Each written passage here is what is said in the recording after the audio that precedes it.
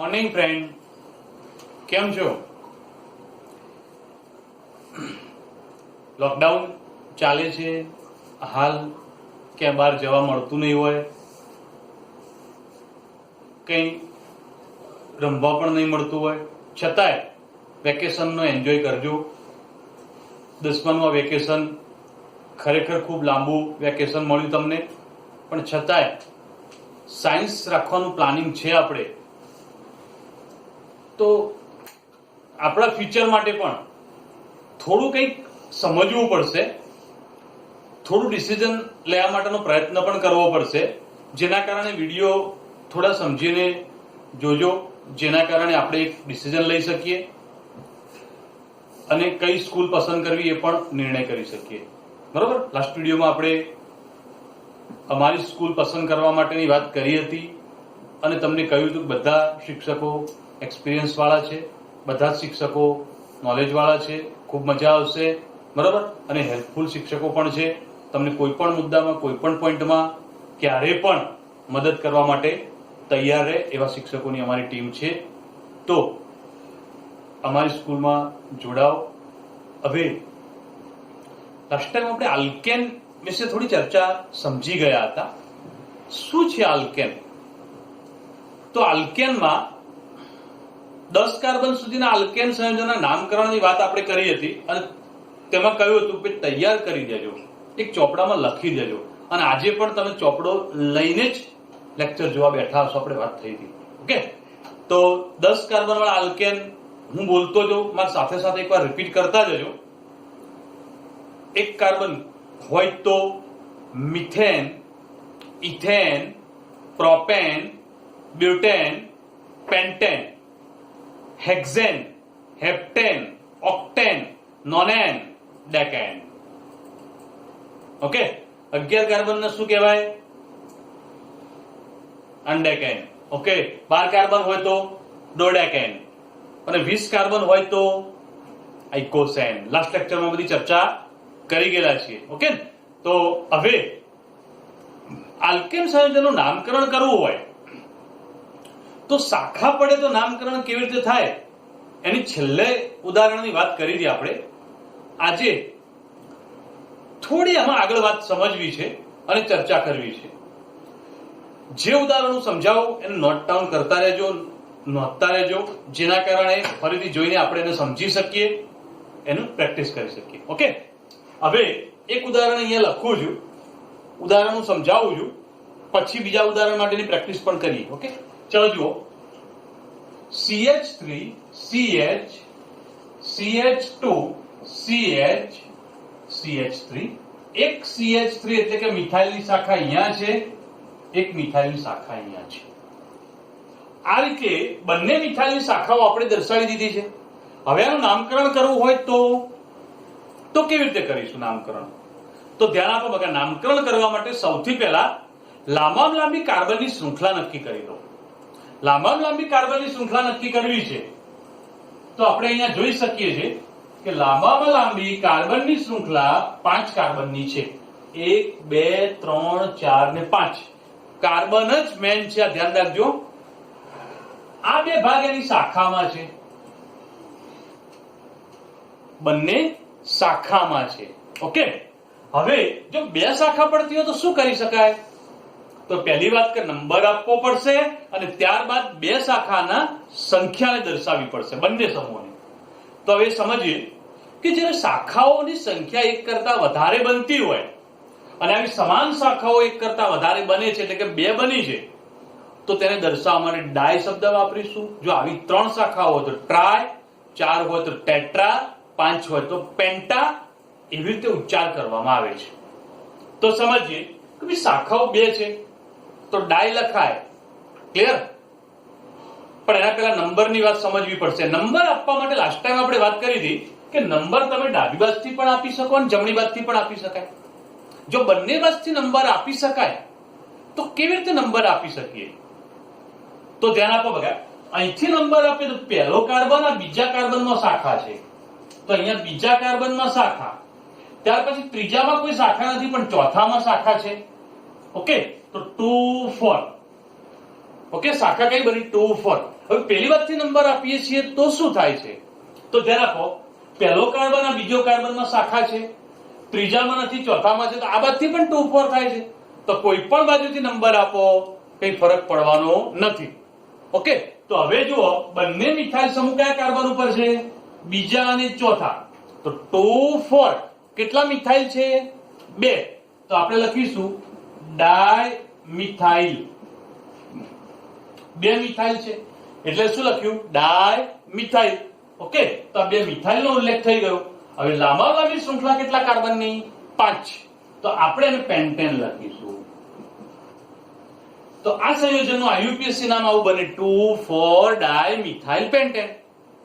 Okay, તો હવે આવું જ એક બીજું ઉદાહરણ આપું છું, ધ્યાન આપજો. બીજું ઉદાહરણ થોડું સમજવાનું છે, ક્લિયર કરીશું. CH3 CH CH2 CH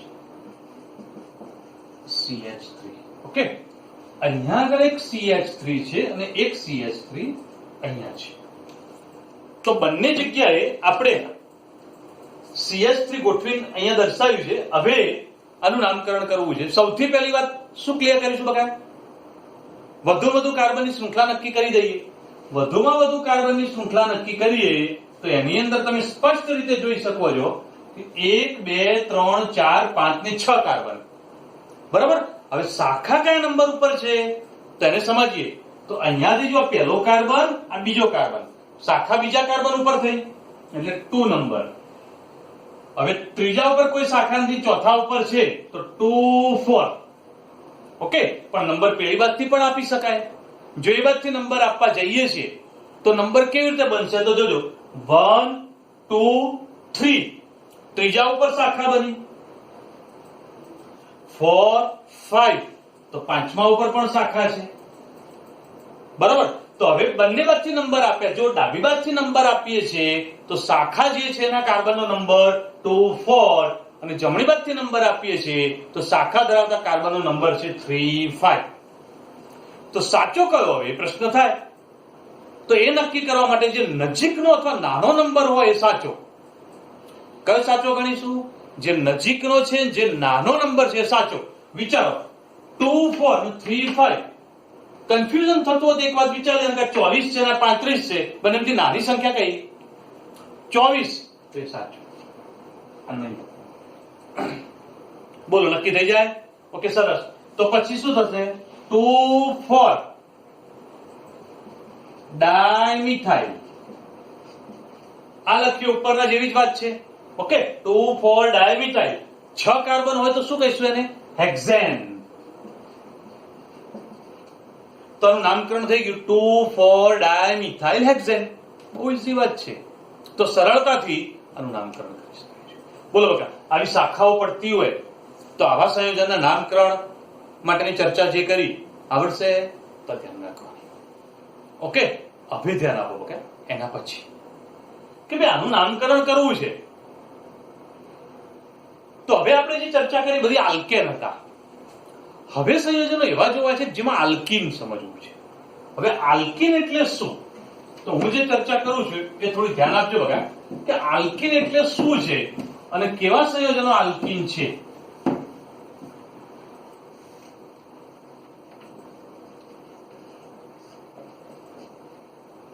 alkene સંયોજનને ઓળખીશું કેવી રીતે?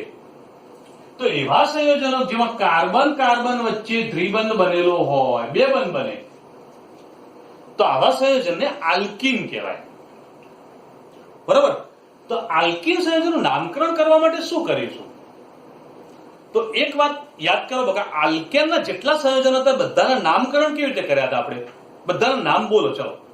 એક કાર્બન હોય તો મીથ એન, પાછળ એન પ્રત્યય લાગ્યો. જે પાછળ લખાય ને પ્રત્યય કહેવાય અને પહેલા લખાય પૂર્વક કહેવાય. ઓકે, તો આપણે શું બોલ્યા બકા? Methane, ethane, propane, butane, pentane. તો બધાના પાછળ એન પ્રત્યય લાગે છે. તો એન પ્રત્યય કોના માટે છે?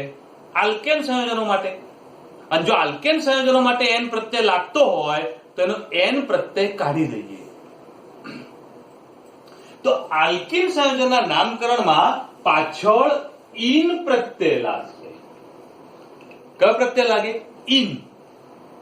ઓકે, તો આવો ઇન પ્રત્યય લગાવી દઈએ તો એનું નામકરણ કરી શકાય છે. હવે એનું નામકરણ કેવી રીતે થાય તો સમજીએ. તો તમારું મૂળભૂત આલ્કેન વાળું જ નામ યાદ કરવાનું. પાછળનો એન પ્રત્યય કાઢી અને આલ્કીનનો ઇન પ્રત્યય લગાવી દેવાનો એટલે આપણું નામકરણ થઈ જાય. પણ કાર્બન સંખ્યા વધે થોડું નામકરણમાં નિયમ ધ્યાન રાખવાનો છે, પણ ચલાવું છું, સમજાવું છું, બહુ સરળ છે. ઓકે, તો હવે જુઓ, સી ડબલ બોન્ડ સી, કેટલા કાર્બન દર્શાયા મેં? તો 2 કાર્બન. ઓકે, તો અહીંયા આગળ 2 કાર્બન મેં દર્શાયા, તો આ કાર્બને કેટલા બંધ બનાવ્યા છે? 2 બંધ. તો કેટલા બંધ બનાવવાના ખૂટ્યા? 2. તો જેટલા ખૂટે એટલા હાઇડ્રોજન. આગળના વિડીયોમાં વાત કરી હતી. ઓકે, તો અહીંયા આગળ 2 હાઇડ્રોજન. ચલો, આ કાર્બને કેટલા બંધ બનાવ્યા છે? 2. કેટલા ખૂટ્યા? 2 જ. તેમાં પણ 2 હાઇડ્રોજન. તો CH2 ડબલ બોન્ડ CH2 આ એક સંયોજન થઈ ગયું. હવે કાર્બનની કુલ સંખ્યા કેટલી છે આમાં? 2. તો 2 કાર્બન હોય તો એનું મૂળભૂત આલ્કેન કયું? ઇથેન. ઓકે, તો ઇથેન નો N કાઢી દો, ઇન લગાવી દો, તો ઇથ વત્તા ઇન શું થાય? ઇથીન. ઓકે, તો આનું નામકરણ થઈ ગયું. કયું થશે? ઇથીન. હજુ આગળ ચર્ચા કરીએ વખત ધ્યાન આપજો. CH3 CH double bond CH2. હવે હાઇડ્રોજનની સંખ્યા કેવી રીતે મુકાય છે આ વાત સમજાય છે, ત્યાંથી આઈડિયા તો આવી જ ગયો છે કે હાઇડ્રોજનની સંખ્યા કેવી રીતે મૂકી સાહેબ. બરાબર કે સમજાવું? ઓકે, ચાલો સમજી લઈએ. C double bond C, carbon single bond, carbon double bond carbon. Okay, ચલો, આ કાર્બને કેટલા બંધ બનાવ્યા દેખાય છે? 1 જ. કેટલા ખૂટ્યા? 3. તો 3 હાઇડ્રોજન મૂકીશું. આ કાર્બને કુલ કેટલા બંધ દેખાય છે? બંને બાજુના થઈ 3, 2 અને 3. 3 થયા ને? તો 3 હોય તો કેટલા ખૂટે? 1 જ, મતલબ CH. અને આ કાર્બને 2 બંધ બનાવ્યા. જો 2 બંધ જ બનતા હોય તો કેટલા ખૂટ્યા? 2, તો મતલબ CH. તો બોલો, સંયોજન મેં જે લખ્યું છે કેવી રીતે બન્યું? કોઈને કોઈ પ્રશ્ન બગા? કમ્પ્લીટ છે? ઓકે, હવે એના નામની ચર્ચા કરીએ. કુલ કાર્બન કેટલા છે? 3. અને 3 કાર્બન હોય તો હવે 3 કાર્બન વાળા સંયોજનનું નામકરણ કરવું તો 3 કાર્બન એટલે શું કહેવાય? આલ્કેન પ્રમાણે પ્રોપેન. પ્રોપેન નો પાછળનો N કાઢી દો, આનો ઇન લગાવી દો. પ્રોપ વત્તા ઇન શું થઈ જાય? પ્રોપીન. તો અહીંયા આગળ આપણે એને દર્શાવી શકીએ છીએ પ્રોપીન. ઓકે, પણ હવે એને સમજવા માટે કંઈક વિશેષ થોડો પોઈન્ટ અંદર એડ કરવાનો છે જે 4 કાર્બન થી શરૂ થાય છે. તો અહીંયા દર્શાવું, થોડું ધ્યાન આપજો બકા. CH3 CH2 CH double bond CH2. બીજું જ એક સંયોજન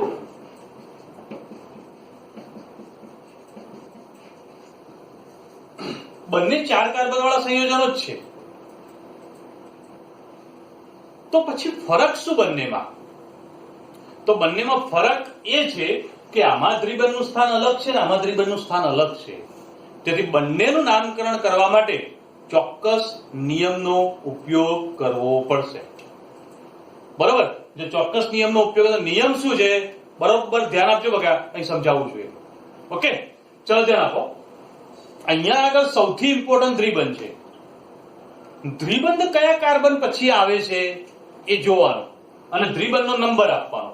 ચલો, અહીંથી નંબર આપવાનું વિચારીએ તો પહેલો કાર્બન, બીજો કાર્બન, ત્રીજા કાર્બન, પછી દ્વિબંધ. તો આ બાજુથી જો નંબર આપીએ તો દ્વિબંધ કયા કાર્બન પછી આવ્યો? ત્રીજા પછી. ઓકે, અને જો આ બાજુથી નંબર આપીએ છીએ તો દ્વિબંધ કયા કાર્બન પછી આવે છે? પહેલા પછી તરત જ. જુઓ, તો હવે નજીકનો કયો ગણાય? પહેલો. ક્લિયર? તો અહીંયા આગળ પહેલો કાર્બન નજીકનો ગણાય છે. તો અહીંયા આગળ આપણે એનો ઉલ્લેખ કરીશું. ધ્યાન આપજો કયું નામકરણ કરું. કુલ કાર્બન કેટલા? 4. 4 કાર્બન હોય તો શું બોલાય? બ્યુટેન.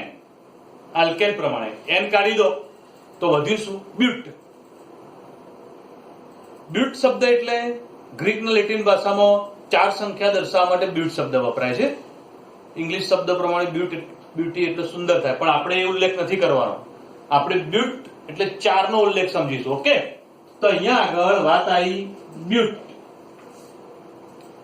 ઓકે, હવે કયા કાર્બન પછી દ્વિબંધ આવ્યો? આમથી ગણીશું કે આમથી ગણીશું? બોલો.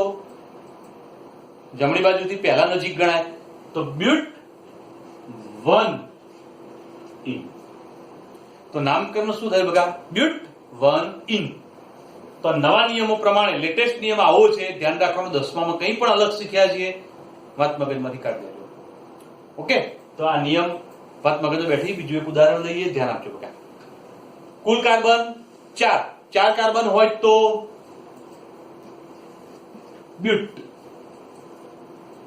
ઓકે, ચલો બ્યુટ લખ્યું. હવે દ્વિબંધ કયા પછી છે? પહેલો બીજા કાર્બન પછી. પેલી બાજુથી ગણીએ તો પહેલો બીજા કાર્બન પછી. બંને વચ્ચે સેમ થાય છે તો કોઈ ફરક પડવાનો નથી. તેથી બ્યુટ 2 ઇન કમ્પ્લીટ. તો બ્યુટ 2 ઇન. તો બોલો, બંને સંયોજન અલગ અલગ ગણાય. બંનેના નામકરણ માટેના પોઈન્ટ સમજી ગયા. એકદમ આવડી જાય એવું છે, સરળ વાત છે. એક બીજું ઉદાહરણ લઈએ આના જેવું જ, તો વધારે ખ્યાલ આવશે અને સમજણ પડશે.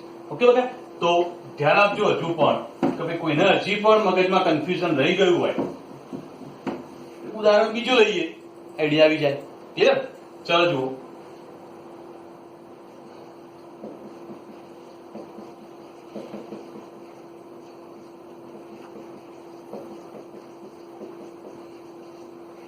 એક સંયોજન મેં લીધું છે. સૌથી પહેલા કુલ કાર્બન કેટલા? વિચારો, કેટલા દેખાય છે કુલ કાર્બન? તો 1 2 3 4 5 6 7. ઓકે, 7 કાર્બન હોય તો આલ્કેન પ્રમાણે નામ શું લખાય? હેપ્ટેન. ઓકે, તો હેપ્ટેન નો પાછળનો એન કાઢી દો, શું થઈ ગયું? હેપ્ટ. ઓકે, તો અહીંયા આગળ લખીશું આપણે હેપ્ટ. હવે નંબર આપવો પડશે. દ્વિબંધ જે બાજુ નજીક પડે એ બાજુથી. તો અહીંથી ગણો. પહેલો કાર્બન, બીજો કાર્બન, ત્રીજા પછી દ્વિબંધ આવ્યો. આ બાજુથી ગણીએ. પહેલો કાર્બન, બીજો કાર્બન, ત્રીજો કાર્બન, ચોથા પછી દ્વિબંધ આવ્યો.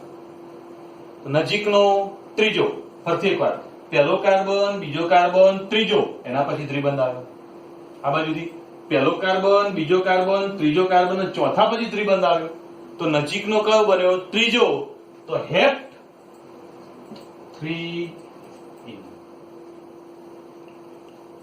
ઓકે, કોઈ મુશ્કેલી બગાડ? તો આ રીતે આનું નામકરણ થાય છે. તો નામકરણ માટે આલ્કીન સંયોજનો જેમાં દ્વિબંધ આવતા હોય એવા સંયોજનની વાત કરીએ. હવે કાર્બનિક સંયોજનના નામકરણનો એક બીજો ટોપિક પણ સમજીએ અને ચર્ચા કરીએ. તો ધ્યાન આપજો બગા કે જેમાં ત્રિબંધ આવે, 3 બંધ આવે, તો આવા સંયોજનને આલ્કાઇન કહે છે. કયા સંયોજનો કહીશું?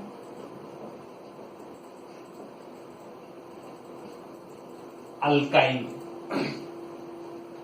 ક્લિયર? તો હવે આલ્કાઇન વિશે ચર્ચા કરવાનો પ્રયત્ન કરીએ.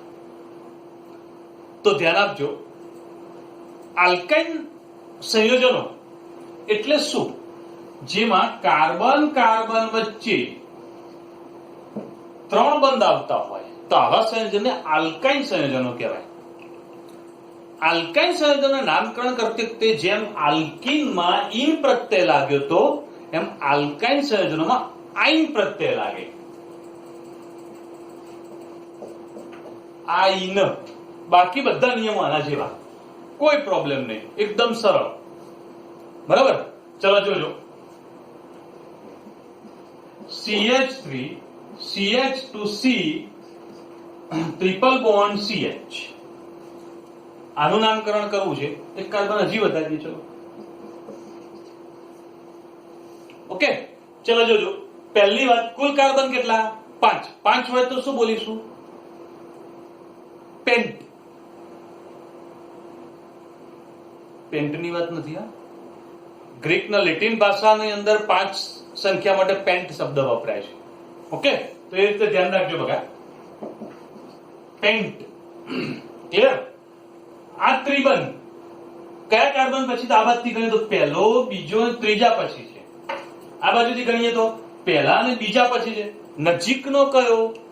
પહેલી બાજુથી બીજો. તો અહીંયા આગળ કઈ ક્લિયર કરીશું, પેન્ટ ટુ આઈન. ઓકે, તો શું ક્લિયર કર્યું બગા? પેન્ટ ટુ આઈન. આવડે નામકરણ? તો હવે ખાલી ફક્ત જ્યાં ઈન લખતા ત્યાં આઈન જ લખવાનું, બાકી બધા નિયમો એના છે. તો આ બધા સંયોજનો આપણે સમજ્યા. એમાં આલ્કેન, આલ્કીન અને આલ્કાઇન. એક પ્રશ્નનો જવાબ આપશો બગા? ઘર વપરાશમાં જે ગેસ સળગાવવામાં આપણે વાપરીએ છીએ, સિલિન્ડરમાં ગેસ આવે છે, એ ગેસ નું નામ શું છે? બધાને ખબર છે, એને એલપીજી ગેસ કહેવાય, લિક્વિફાઈડ પેટ્રોલિયમ ગેસ. પણ ખરેખર અંદર ગેસ કયો પૂર્યો હોય છે જે સળગે છે? તેનું નામ આવડે છે? બોલો. ઓકે, બ્યુટેન ગેસ છે. કયો છે બગા? બ્યુટેન. જે આપણે જોઈ ગયા, methane, ethane, propane, butane, 4 carbon વાળો. બરાબર? તો અહીંયા આગળ આપણે આ વાત સમજી શકીએ. શું છે બગા? બ્યુટેન. ચલો એક બીજો પોઈન્ટ વિચારો. ગાડીમાં સીએનજી પુરાઈએ છે, કોમ્પ્રેસ નેચરલ ગેસ. એ કયો વાયુ છે? મિથેન છે. ઓકે, તો મિથેન ગેસ જે આપણે ગાડીમાં પૂરીએ છીએ, બરાબર? તો અહીંયા આગળ આલ્કેન, આલ્કીન, આલ્કાઇન, આ બધા જ જે સંયોજનો છે એને તમે સળગાવો તો ખૂબ સરળતાથી સળગી જાય છે, દહનશીલ હોય છે. પેટ્રોલ એટલે શું છે? પેટ્રોલ એટલે ઓક્ટેન છે. જે આપણે 8 કાર્બન વાળો ઓક્ટેન એટલે પેટ્રોલ કહેવાય. બરાબર? તો આ બધા સંયોજનો એમનેમ નથી. એ બધા સંયોજનો આપણે અભ્યાસ એમનેમ નથી કરતા, એ આપણે ઉપયોગ પણ કરીએ છીએ. આપણને પેન્ટેન મળે તો શું ઉપયોગ આવે? 5 કાર્બન. તો 5 કાર્બન હોય પેન્ટેનમાં તો CH3, CH2, CH2, CH2, CH3. સીધો કોઈ ઉપયોગ નથી આનો. તો 4 કાર્બન એટલે બ્યુટેન ને 1 કાર્બન એટલે મિથેન.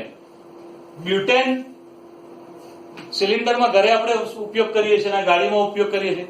અહીંથી તોડી કાઢો, 2 ભાગ કરી દો, તો બ્યુટેન પણ મળી જશે અને મિથેન પણ મળી જશે. અને ઉદ્યોગોમાં, રિફાઇનરીઓમાં, જે પ્લાન્ટની અંદર જે પ્રક્રિયાઓ કરવામાં આવતી એમાં આ જ પ્રક્રિયા કરી શકાય છે, જેના કારણે 2 વાયુ આપણને મળે છે. તો બંને રીતે ફાયદો થાય છે. તો આવા પ્રકારના હાઇડ્રોકાર્બન સંયોજનો ની આપણે કેટલીક પ્રાથમિક માહિતી મેળવી ગયા. હવે આ સંયોજનો જે છે, હોમવર્કમાં સંયોજનો માટે કેટલાક ઉદાહરણ આપું છું, લખી રાખજો. એના જવાબ તમને આપણા જ ગ્રુપમાં વોટ્સઅપ કરીને મોકલી દઈશ, અથવા પછી નેક્સ્ટ લેક્ચર આવશે તો અહીંયા આગળ પહેલા આપણે એની જવાબની ચર્ચા કરીશું. ઓકે બરાબર? તો અહીંયા આગળ હું જે ઉદાહરણ લખું છું એ હોમવર્કમાં પ્રેક્ટિસ કરજો અને સમજજો. ચલો, CH3, CH2, CH,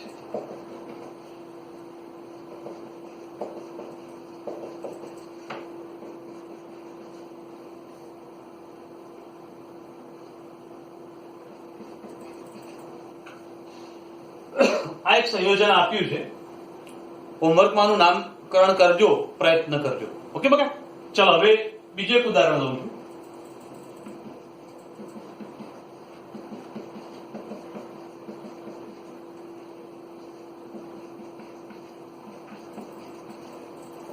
આનું પણ એક નામકરણ વિચારજો.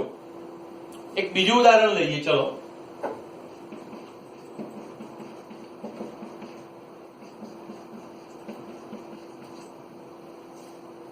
આ સંયોજન પણ છે, પહેલું, બીજું, ત્રીજું. એક ચોથું પણ લઈ લઈએ છીએ. ધ્યાન આપજો બા.